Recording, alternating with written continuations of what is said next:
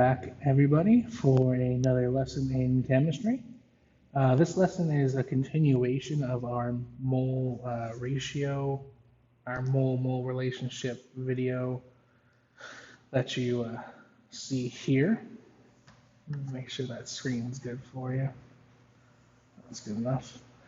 Now, in this lesson, we're going to take the mole-mole relationship a little bit further. We're going to learn about mole-mass relationships. But before we do that, let's just kind of revisit what we've talked about so far. So far we've talked about mole ratios. Mole ratios, then the relationship between two components in a given chemical reaction. So in order to find the mole ratios, we need to be given a chemical equation that we see here. And more importantly, it needs to be balanced, right? Balanced chemical equation. From that chemical equation, we can use the coefficients as their mole amounts and just make ratios between them. And we did that for a few examples. Here's the one with the zinc hydrochloric acid forming zinc chloride and hydrogen gas. Again, remembering the process of forming the ratios from the components starting from left to right. So zinc to all three of these, then hydrochloric acid to these two, and lastly, zinc chloride to hydrogen gas. Following that process, you'll make sure to get all of the possible mole ratios that we found here. All of them in one form. Remember that we can use these mole ratios in a flip form. So if we take this one, for example, I can write it as 2 moles HCl per 1 mole of H2, or I can write it in the flip form like so. It's the same information, just presented in a different way. And then we learned about the reason why we might need to flip it is because we need to use these mole ratios when we're converting from moles of one substance to moles of another substance with our mole-mole relationships that we saw later on in this lesson. So for example, here, we were given a sample problem where we had to find how many moles of hydrochloric acid were needed to react if we had 5.8 moles of zinc. And we were able to do that by using dimensional analysis. And essentially, all we did was convert from moles of zinc to moles of hydrochloric acid using dimensional analysis. We were able to do that conversion using our mole ratio right there. All right.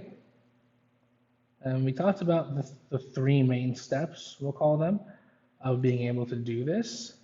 First is balancing your chemical equation. Second is writing the appropriate mole ratios.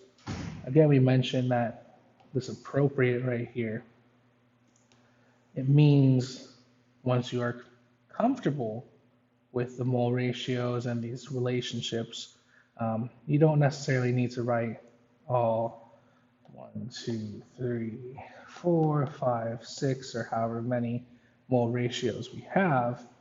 Rather, you just need to write the ones that are pertinent to your question. But again, like I said last time, until you get familiar or comfortable with this, it's probably best practice to make sure you write all the ratios. It won't hurt you, definitely. And the last step here, again, after you do the balanced equation, get the mole ratios, it's actually utilizing those mole ratios to calculate our desired amount of reactant or product, right? We're always given some information, and then we have to convert to some other kind of information. So we have another example here with the reaction of calcium hydroxide and phosphoric acid forming calcium phosphate and water. Right? We had a question, how many moles of water can be produced if if we have 9.7 moles of calcium hydroxide. And so we look through the question, we just determined that we're starting in units of moles of calcium hydroxide, our given information, and we determined that we wanted to end in moles of H2O. So we had to find a relationship from our given balanced equation between calcium hydroxide and H2O. That was this arrow here, right? This is showing that we can find a relationship between those two. That relationship is the mole ratio between H2O and calcium hydroxide, which we utilized here to convert from units of moles of calcium hydroxide to moles of water, H2O. And that was our lesson last time. These are just the questions, again, that you're supposed to do for homework, just to turn in, not to turn in rather, but we're going to review it in class, next class. And this lesson that we're doing right now will connect to this previous lesson we just reviewed. All right. And oh yeah, don't forget, like, subscribe, hit the bell. I don't know if you can follow me on YouTube, but yeah, lots of cool stuff there. Good old YouTube. Anyways, today, or this lesson, we're focusing now on mole mass relationships. And this is kind of just another small step forward from our mole-mole relationships. Now, instead of only dealing with moles, well, based on the name, we'll be dealing with mass values as well. So, one important thing we should probably revisit is how we can convert from moles of a given substance to mass of a given substance, or vice versa. So let's just say we had 1 mole of carbon. And I wanted to know what is the mass of 1 mole of carbon. How would we figure that out? Well, what we would have to do is find the molar mass of carbon. Where do we find that? On the periodic table.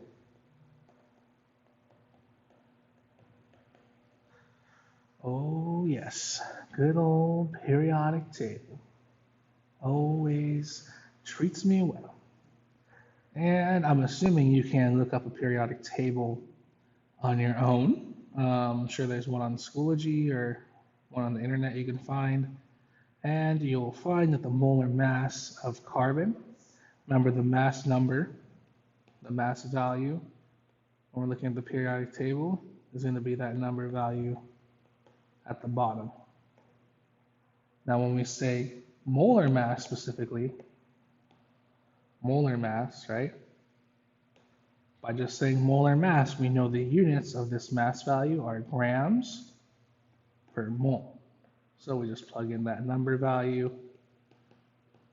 So the molar mass of carbon is 12.01 grams per mole. So in order to convert, going back up top here, from moles of carbon to grams of carbon, we multiply by the molar mass. And you can follow this with the units as well. You'll see that if you multiply by the molar mass, the units of moles cancels out, and we're left with units of grams. And using some quick maths, we can see 1 times 12.01 is 12.01 grams of carbon. So we know that the mass of 1 mole of carbon is 12.01 grams. Let's just say, for example, we had 2.8 moles of carbon. If we're starting with moles, and going to grams, again, we multiply by the molar mass. So again, carbon's molar mass is 12.01 grams per mole. And again, units of moles cancels out, leaving us in units of grams.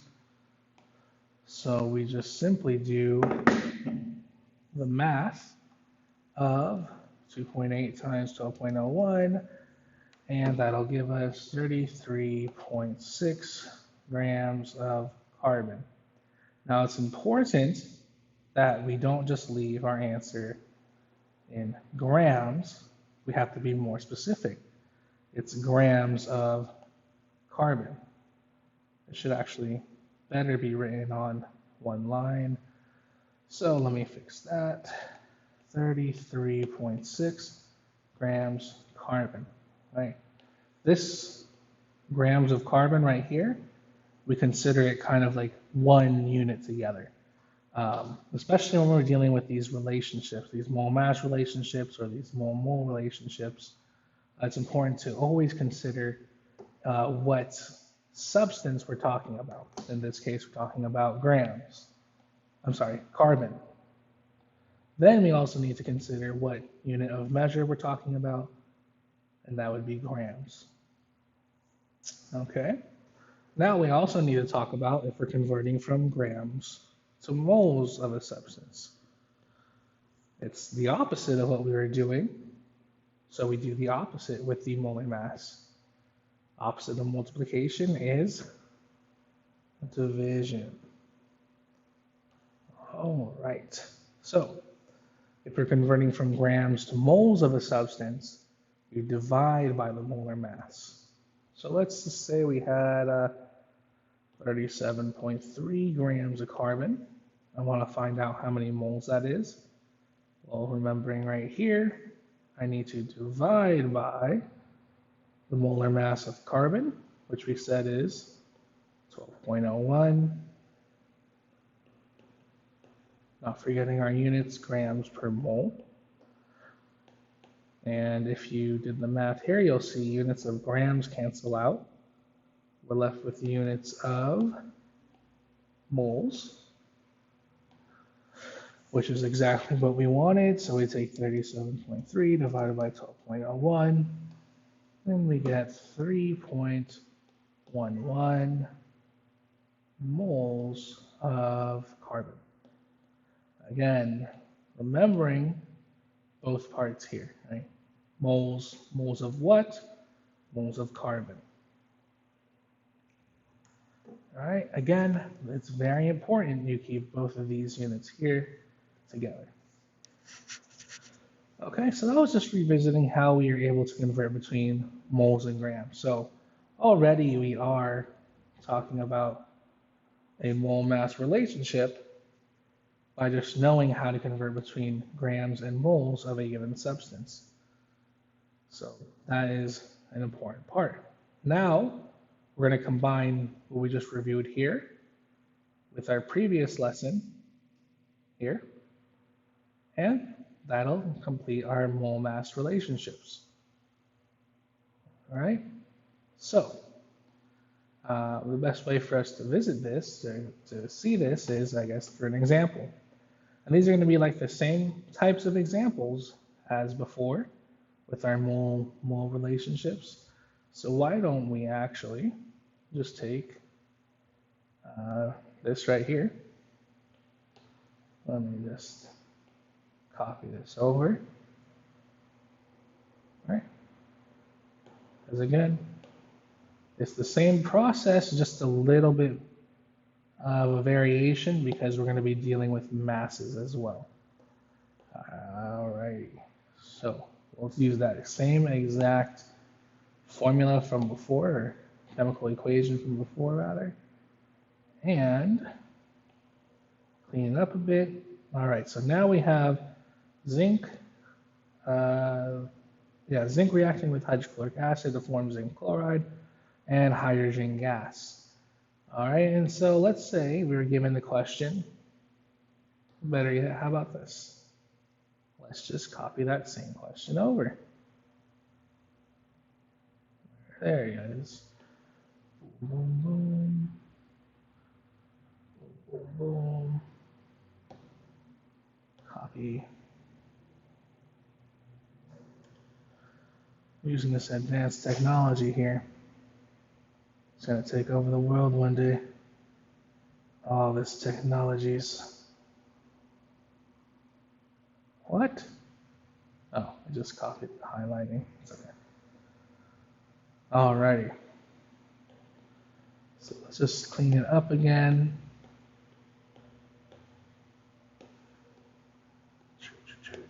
All right. So last lesson we had this question right here. If we had 5.8 moles of zinc, how many moles of hydrochloric acid would we need for this reaction to take place? Let me just put that to take place. It's probably more likely for you to see.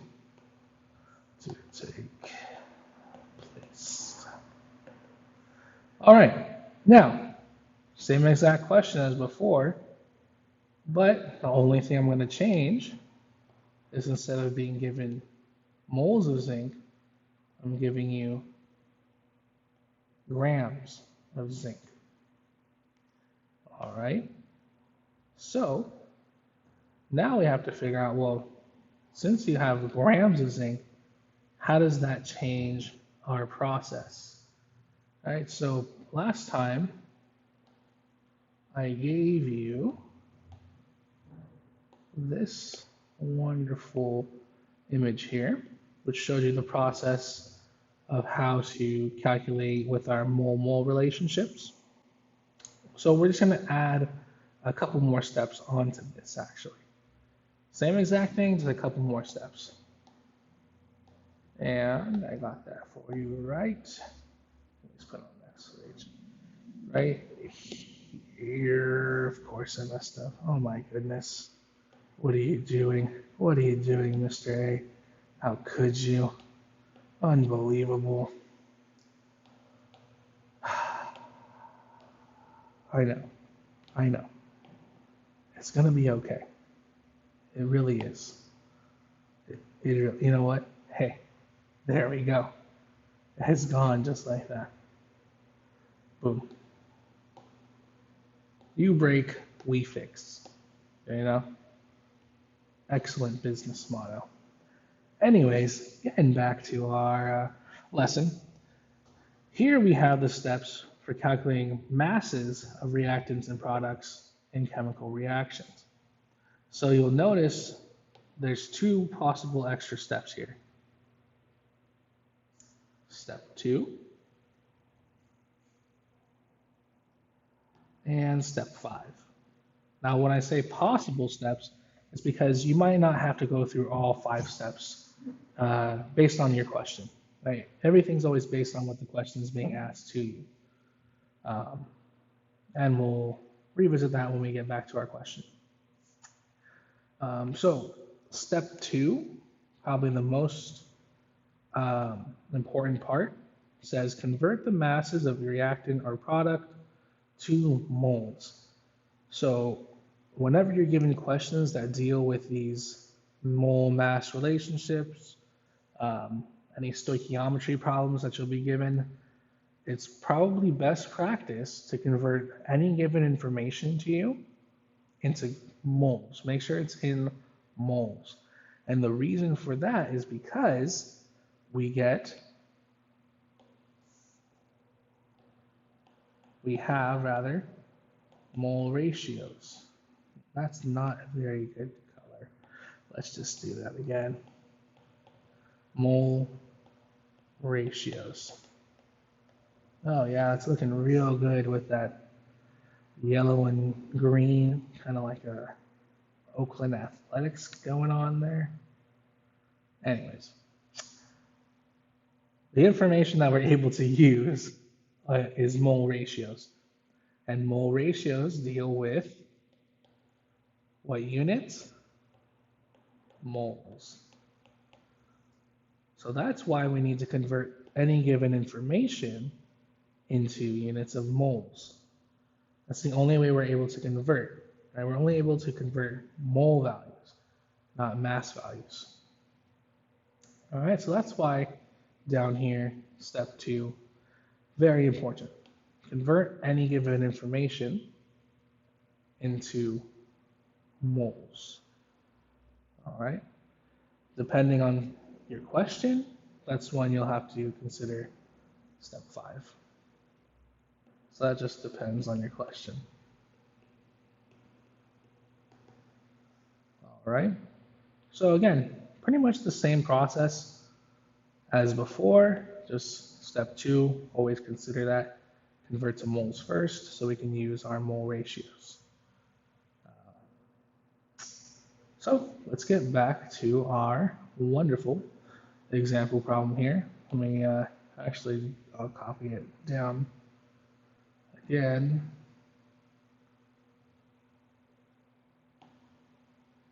Copy. Oops. Oops. Hey, we're getting it. We're getting it. Paste. Wonderful. All right. So here's our question. If we had 5.8 grams of zinc, how many moles of hydrochloric acid will we need to make this reaction take place? All right, so just like before, we look at what information we're given. So we are given 5.8 grams of zinc, so that's our starting information. And we also need to consider, well, where do we want to end? Looking at this question, we can see how many moles of HCl is where we want to end. So if we were setting this problem up like a dimensional analysis problem, I would put our starting point here on the left, 5.8 grams of zinc. I think I used the pink highlighter for that. And we know eventually we want to end up with moles of HCl. And that was the blue. All right. So now we have a starting point, an ending point, and we just need to figure out, well, what do we do in the middle to get from start to end? Alrighty. So based on our steps here, we do have a balanced equation. So step 2, convert masses of reactants or products to moles.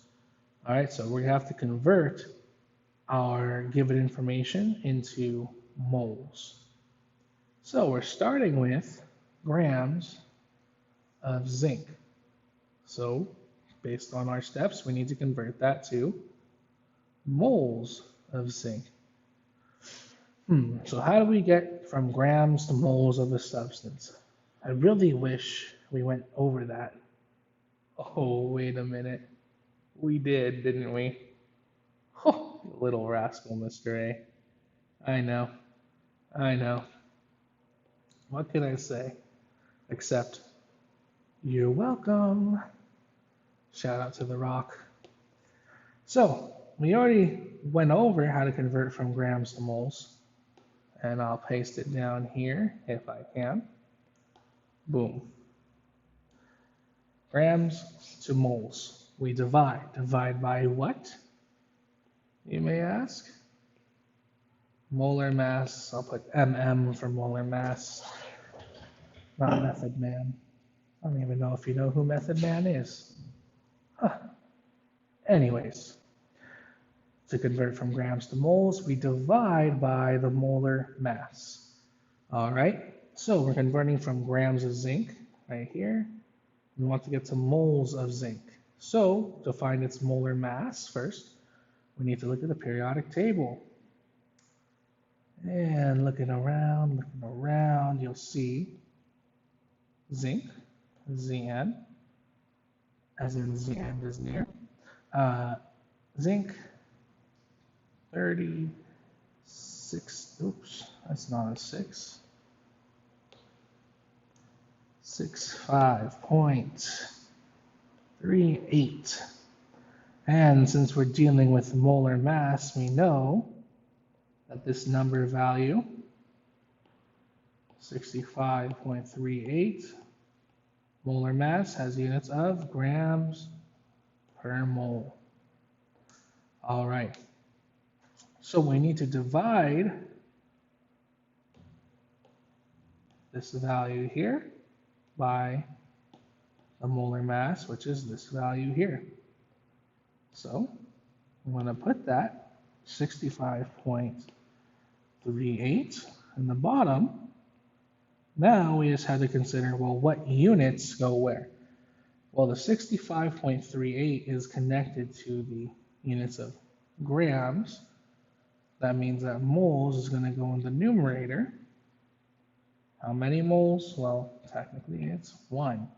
And that's based on the definition of molar mass. It's the amount of grams per 1 mole of whatever your substance is. All right, so if we do that, divide by the molar mass, divide zinc by its molar mass, we'll cancel out units of grams and be left in units of moles. And being very good students, we should actually put moles of zinc. Oh yes, very important.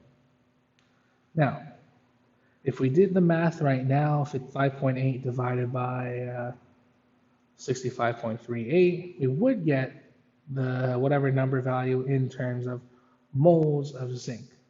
That's where we want to be. Absolutely. Absolutely.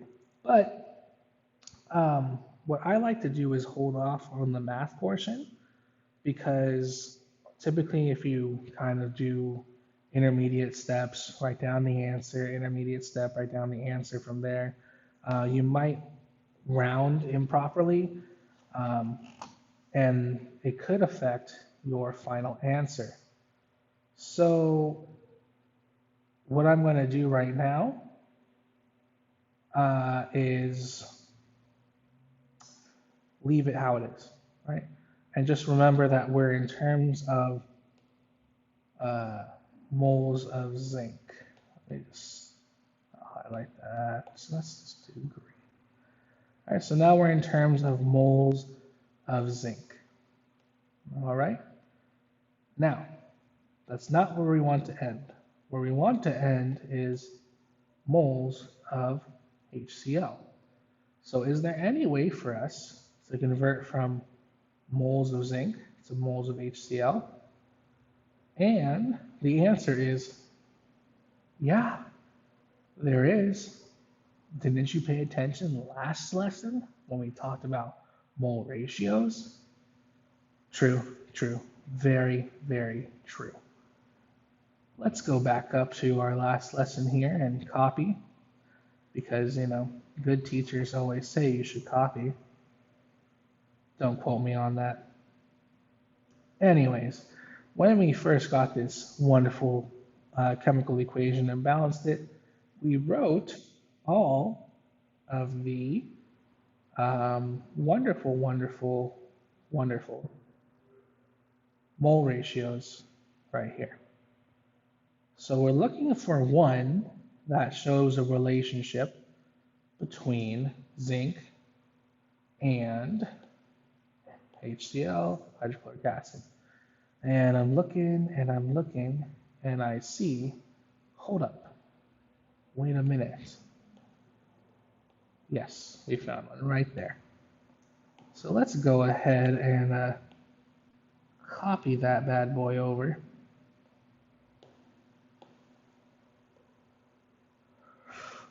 Bam.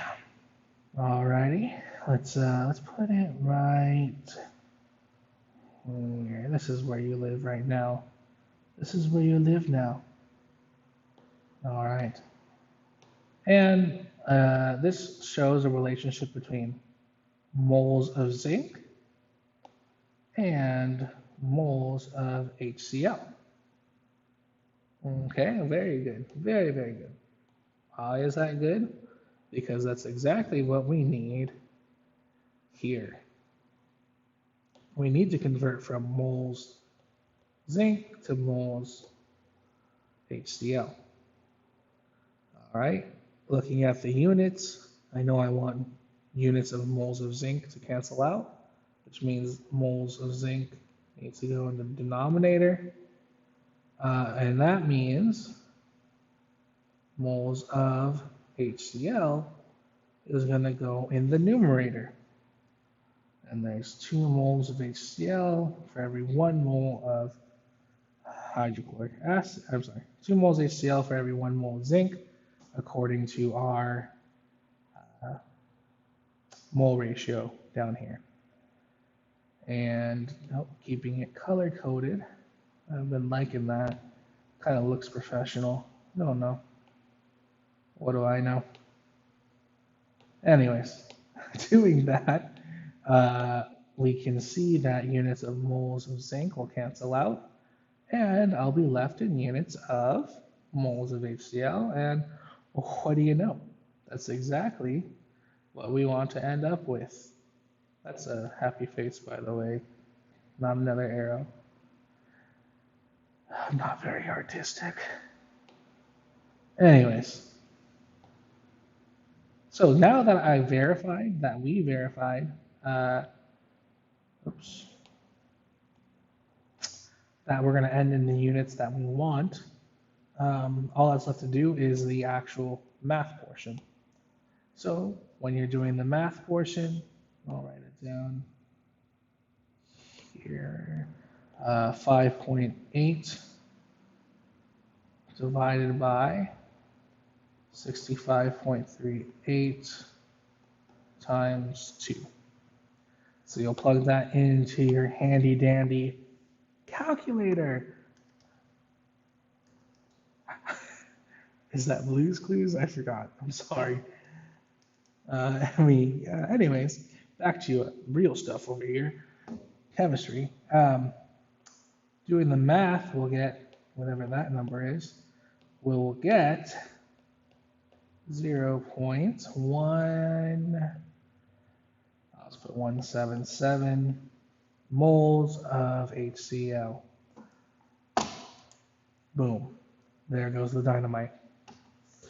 So, what we did is find out how many moles of HCl are needed to react with 5.8 grams of zinc to make this reaction take place. So again, almost the same process as last time, as last lesson with our mole ratios, mole ratios, but one small extra step of having to convert from grams to moles first. Right there in that purple square. Again, that's going to be this step right here. Step 2, converting your given information into moles. So again, whenever we are dealing with these stoichiometry problems, these mass mole problems, mole mass problems, mole problems, what have you, it's always important. I'll even write the word important, if I can spell it. And if you could read that, important. Always convert to moles first. Then you can start your problem. All right? So let us do another example, and I'll include this rule 5 here. It's a one more small step at the end, but again, nothing too major. So why don't I copy, where are we? This question right here. Let me copy this bad boy. That's wrong. There we go. And we'll just use the same example from before. And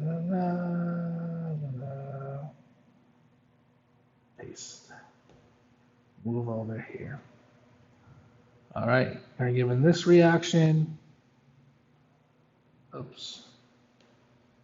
And let's say the question says, if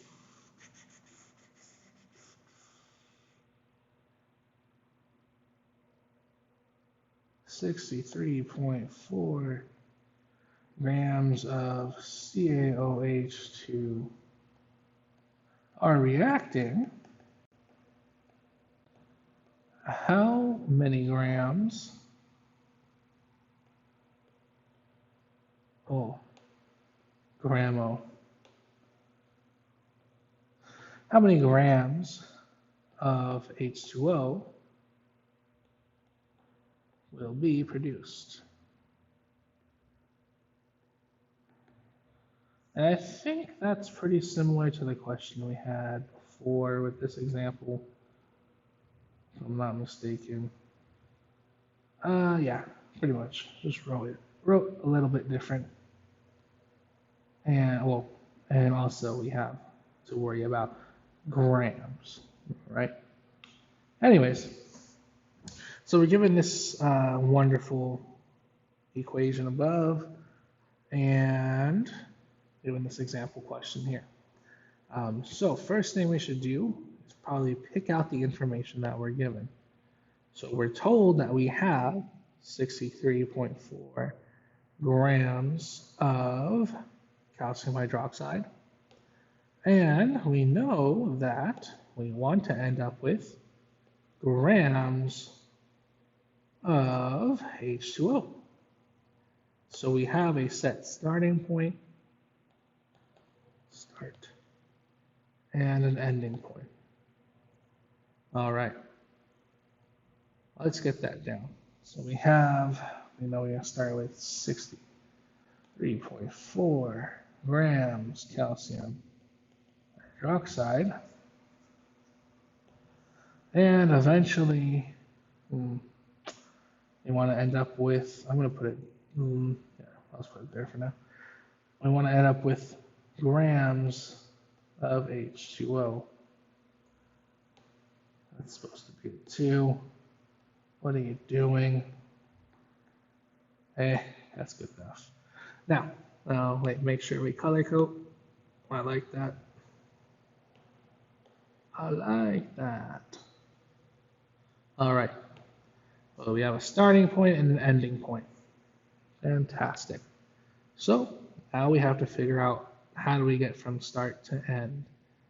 All right, so going back up here, we can see that, well, first of all, we do have our balanced equation. Remember, it's always important you check if your equation is balanced. Luckily for us, we're reusing these equations, so yeah, they're all balanced. All right, next. Important. Convert the masses of reactants or products to moles. Or just say again, convert the given information to moles. All right, so I know the first step I want to do is convert our given information right here into terms of moles. So instead of grams of calcium hydroxide, moles of calcium hydroxide. So in order to do that, we need the molar mass of calcium hydroxide. Now you may be asking, how do we find the molar mass of a compound? Well, hopefully we can remember from last semester. In order to find the molar mass of a compound, we add together the molar masses of each component. So for calcium, its molar mass is 40.08. For oxygen, its molar mass is 16.00, and for hydrogen, 1.01. Yep, 1.01. All right, now it's also important to remember how many of each component there are. There is only one calcium, but there are two oxygens and two hydrogens. And we know that from this subscript 2 right there, that subscript 2 on the outside of the parentheses. Remember, that applies to both components inside. All right, so what we do now is add these all together, and that'll give us the molar mass of calcium hydroxide. And definitely doing this in my head, carry the one remainder, do the Macarena a little, and then dab on the haters, you'll get 74.1. And since it's molar mass, we know the units are grams per mole. Wonderful. Okay, so we needed the molar mass of calcium hydroxide. We also need to know, well, how do we convert to moles? What do we do with that molar mass? And we remember that we divide by the molar mass. So what that means is 74.1 grams is going to go in the denominator, and 1 mole of calcium hydroxide is going to go in the numerator. That will ensure that units of grams will cancel out and will be left in units of moles of calcium hydroxide. Pretty good start.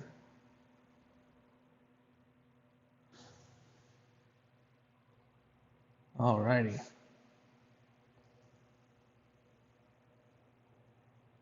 So,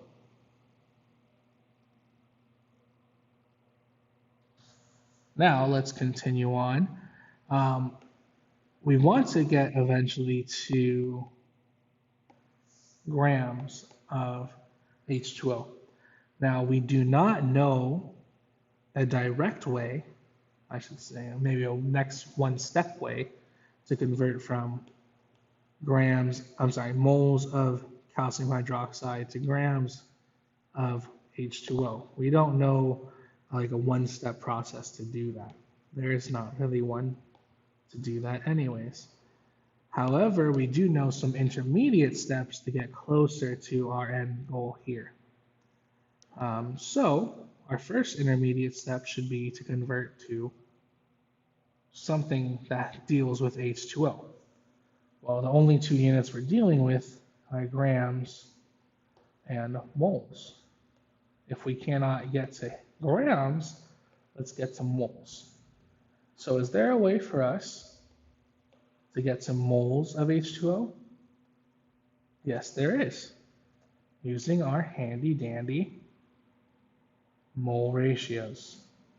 That's 2 handy dandies, I think, so far. It's going to be a good day. It's going to be a good day. Anyways, we know we can use a mole ratio to convert from moles of calcium hydroxide to moles of water. We just look for a relationship between those two. Boom, boom. Looking at their coefficients.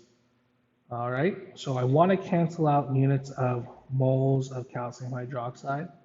So that means moles of calcium hydroxide will go down here.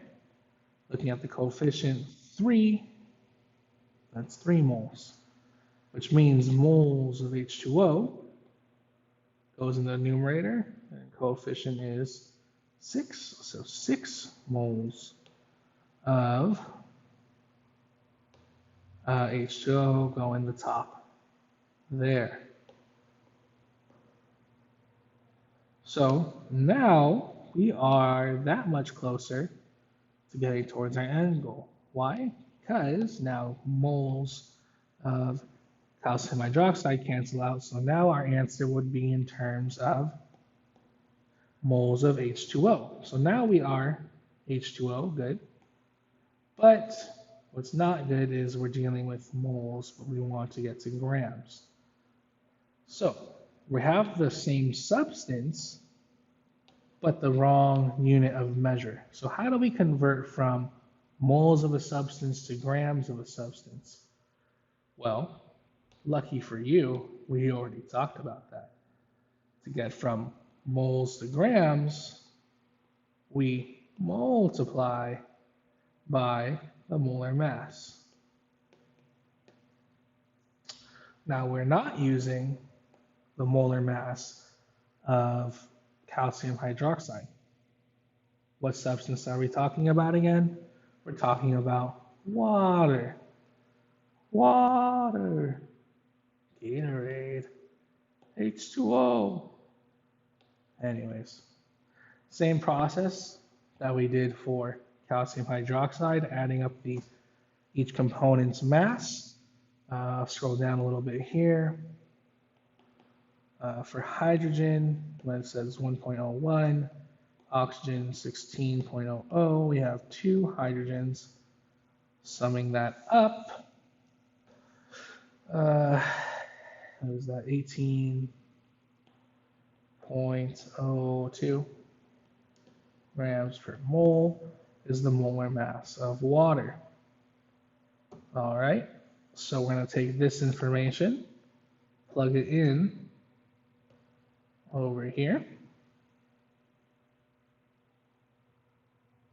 So 18.02 grams of H2O divided by 1 mole of H2O.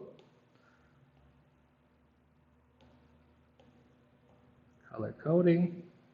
And we can see if we multiply by the molar mass, units of moles will cancel out and we're left in units of grams, H2O, which is exactly what we wanted. And it all works out in the end. You just got to trust the process. Oh yeah, oh yeah. So, doing the math there, making a little bit of space. We do 63.4 divided by 74.1 times 6 divided by 3 times 18.02.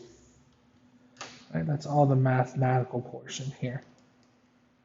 And just computing that really quick in the good old-fashioned brain, we get 30.8 grams of H2O. So if we had 63.4 grams of calcium hydroxide in this reaction, we could produce 30.8 grams of H2O. And with that, we are done with our mass to mole lesson. Again, right? It's the same process as our mole to mole relationships. The only difference is, one more time, this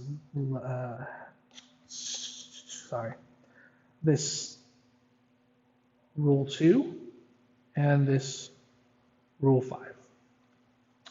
Making sure we convert our starting information into moles, and then depending on the question, right, depends on the question, converting from moles back to mass at the very end, right?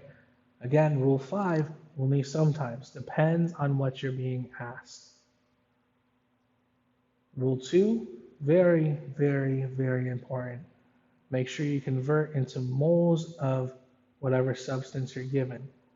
Again, we do that because we have mole ratios. Mole ratios are in units of moles.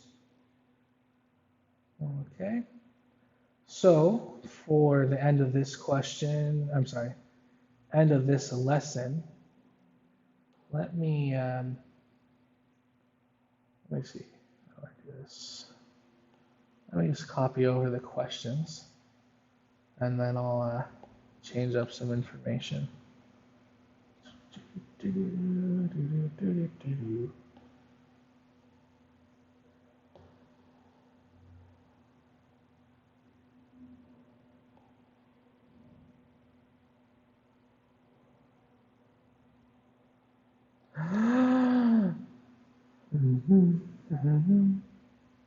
You guys take a little break or just watch me struggle here, trying to figure out what I'm doing.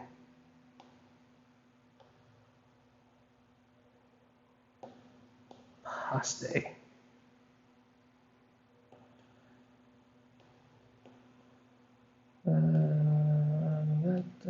See, nice and easy, because I just had to change one word.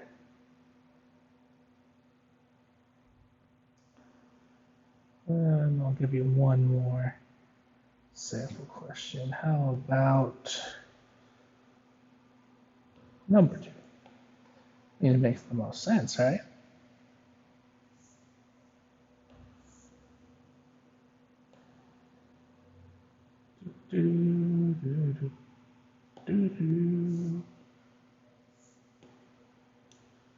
And fixing this one up a little bit here. Good old grams. I'll make this one grams too, just to give you a little bit extra fun, just because I'm so nice. All right, so here you go. Given this balanced reaction, if 6.7 grams of phosphoric acid are reacting, how many moles of calcium phosphate can be produced? All right, and last, if 7.3 grams of calcium hydroxide are in the reaction, how many grams of phosphoric acid are also needed to react?